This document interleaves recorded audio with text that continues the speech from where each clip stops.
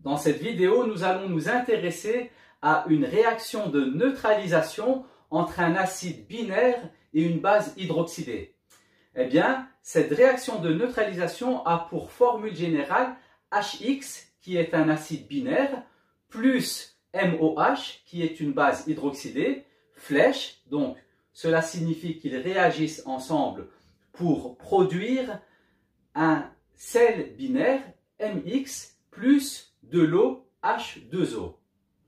Autrement dit, la réaction entre un acide binaire et une base hydroxydée nous donnera toujours un sel binaire plus de l'eau. Passons à notre premier exemple d'exercice de réaction de neutralisation entre un acide binaire et une base hydroxydée.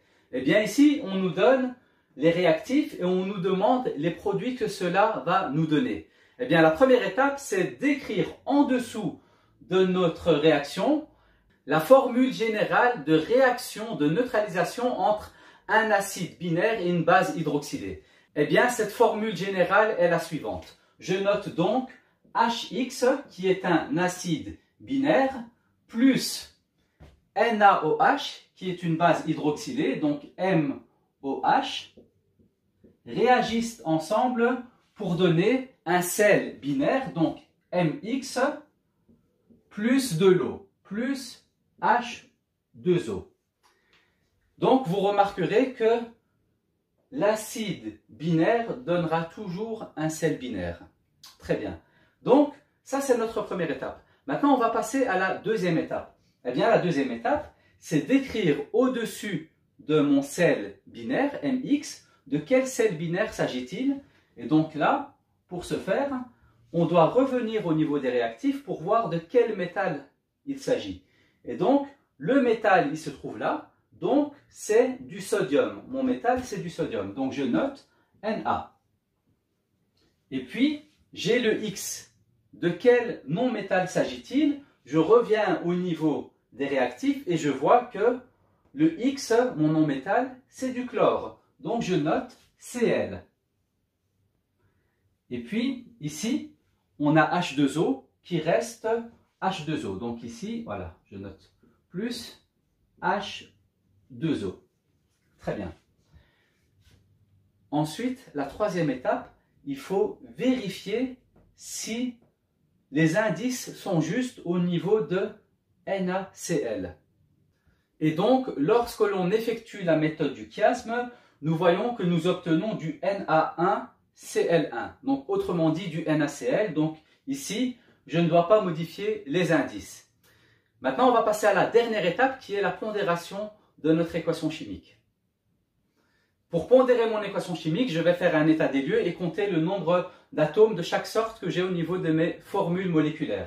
Donc ici, pour l'hydrogène, j'ai un atome d'hydrogène. Le chlore, j'en ai un.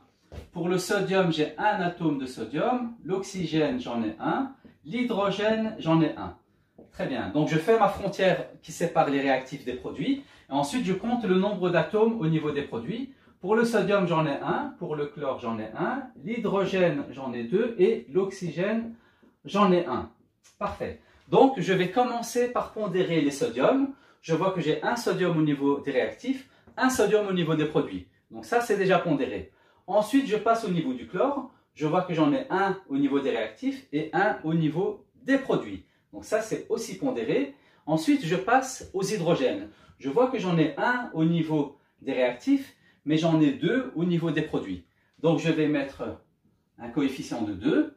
Je me retrouve donc avec 2 sodium, 2 hydrogènes et 2 oxygènes, pardon, et 2 hydrogènes. Très bien. Maintenant, je vais passer aux oxygènes. Je vois que j'ai 2 atomes d'oxygène au niveau des réactifs et j'en ai un au niveau des produits. Donc, je vais mettre un 2 comme coefficient et je me retrouve avec 4 hydrogènes et 2 oxygènes. Une fois que c'est fait, eh bien, je vais recommencer le processus en pondérant les sodiums. Je vois que pour les sodiums, j'ai 2 atomes de sodium au niveau des réactifs et j'en ai un au niveau des produits.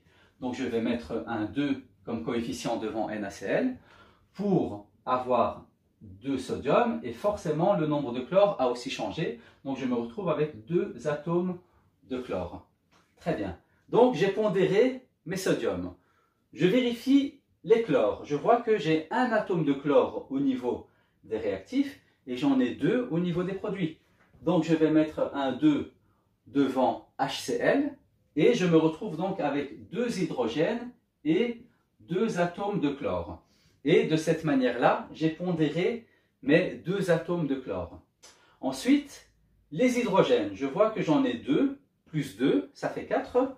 Et au niveau des produits, j'en ai aussi 4, donc c'est pondéré. Et puis nous avons les oxygènes.